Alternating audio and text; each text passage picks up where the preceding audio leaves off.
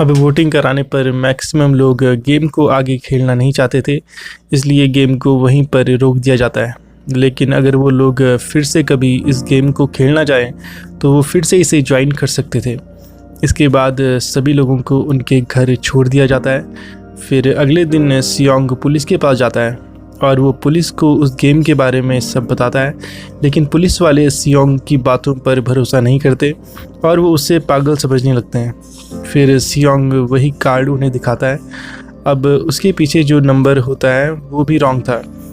अब सियोंग अपने घर जाता है तो उसकी माँ घर पर नहीं होती। वहीं दूसरी तरफ सियोंग का क्लासमेट सैंगवू अपने माँ को छुप कर देख रहा होता है। तभी वहाँ सियोंग आता है। वो उससे पूछता है कि तुम इस तरह से छुप कर अपनी माँ को क्यों देख रहे हो, तुम उससे मिलते क्यों नहीं। तो वो बताता है कि पर 6 बिलियन का कर्जा है, मैंने क्लाइंट से पैसे लेकर उन्हें स्टॉक मार्केट में लगाया था जो कि सारे डूब गए थे। फिर तभी सियोंग को हॉस्पिटल से फ़ोन आता है। उसकी माँ के पैर में चोट लगी थी। अब डायबिटीज़ का इलाज न होने के कारण उनके पैर का जख्म और बढ़ जाता है। डॉक्टर सियोंग को बताता है कि तुम्हारी माँ का इलाज हो सकता है, लेकिन इसके लिए इनका पैर काटना होगा। अब इस ऑपरेशन के लिए बहुत सारे पैसे चाहिए थे जो कि सियोंग के पास नहीं है। उसने तो अपनी माँ के इंश्योरेंस के पैसे भी उड़ा दिए थे। इसके बाद सियोंग अपनी वाइफ के पास पैसे मांगने जाता है, लेकिन उसकी वाइफ पैसे देने से मना कर देती है। फिर वो अपने हस्बैंड को बताती है कि सियोंग पैसे मांगने आया था। इसके बाद उसका हस्बैंड सियोंग को पैसे देने आता है। साथ में वो ये भी कहता है कि मेरी फैमिली से दूर रहना। इसके बाद सियोंग उसे घूंसा मारकर नीचे गिरा देता है क्योंकि वो अपनी बेटी से हमेशा मिलना चाहता था।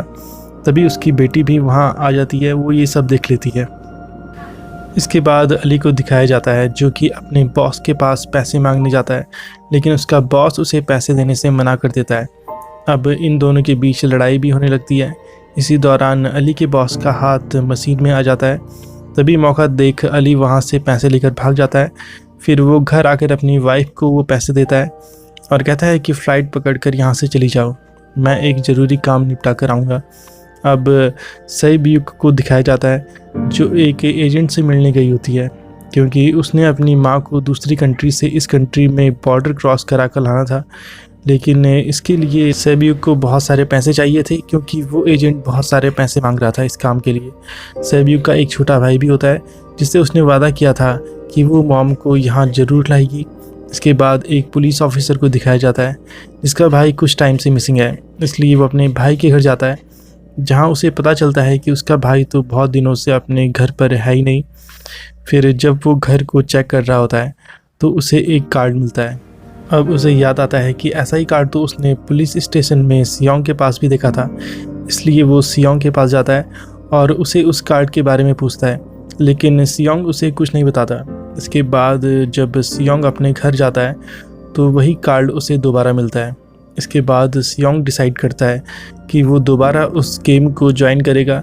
फिर दोबारा से वही गाड़ी लेने आती है और जिनको भी पैसों की बहुत ज़रूरत थी वो सब उस गेम को दोबारा से ज्वाइन कर लेते हैं और यहीं पर सेकंड एपिसोड ख़त्म हो जाता है। तो दोस्तों, आपको आज की हमारी ये वीडियो अगर पसंद आई हो तो लाइक ज़रूर कीजिए, चैनल को सब्सक्राइब करना मत भूलिए and hit the bell icon button. तो मिलेंगे 3rd एपिसोड में। आज के लिए बस इतना ही। Thank you so much.